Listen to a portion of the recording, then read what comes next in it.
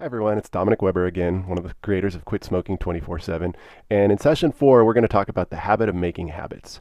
So in session 3, we discussed this idea that smoking is not just a simple physical addiction. It's actually more of a habit than an addiction. And every smoker I've ever talked to completely agrees with this idea.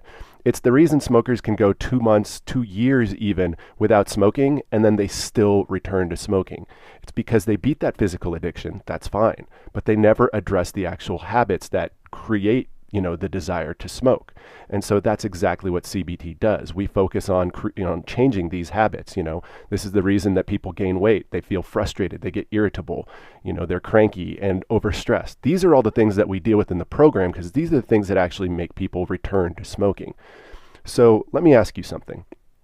If you wanted to lose weight, would you study what overweight people are doing and then not do that? Or would you study what thin and healthy people do?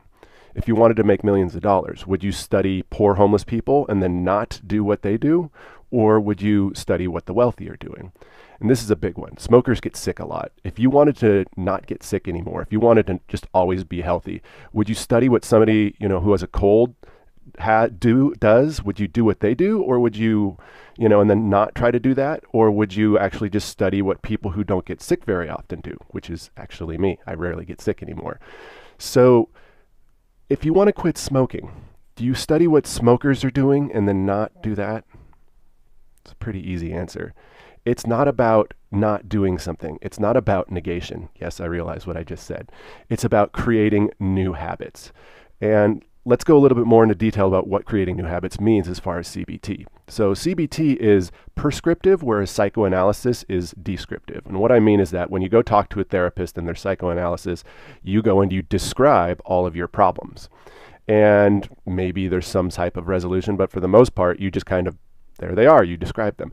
CBT is prescriptive. That is to say, you describe all your problems, and then the coach therapist says, okay, well, here's what we're going to do. And they give you a list of tasks that actually lead you away from negative thought patterns. Let me give you an example. My whole life, I have always kind of put down my accomplishments. Every time I've done something, I'm like, yeah, no, whatever, go on to the next thing, great. And the reason I did that is because I thought I needed to put down my accomplishments to stay thirsty, to drive myself to the next thing. And that's just not true. I don't know where I came up with this idea that I had to put down my accomplishments and staying thirsty. I realized one day, a couple of months ago, these are totally separate things and they have nothing to do with each other. So I gave myself the prescription of writing down every single accomplishment of every single day and congratulating myself for it, whether how big or small it is, making coffee, taking out the trash, just little things that add up over time. So I'm trying to build the new habit of actually feeling good about the things I'm doing. So I figured out what the problem was, and then I addressed it by giving myself a small to-do list action item to do every day. And this has actually been very beneficial for me.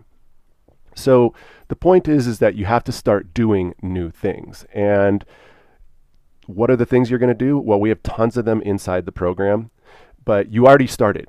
You already started with the 2 things that I've given you. You're creating these new habits of WHIP and the 15 seconds. If you're not doing those, then you're not creating the new habits. I don't even want to give you any more right now because that's enough. Just try working on those. And one of the things that's really cool about these 2 particular things is we'll go into more is that these are going to create the habit of creating habits. So what it does, just interrupting your thought patterns, interrupting how you're thinking and what you're thinking on a daily basis will actually lead you to help to create new habits down the road.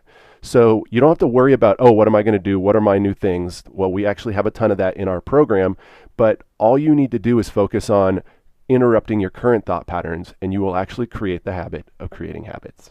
We'll talk later. Bye.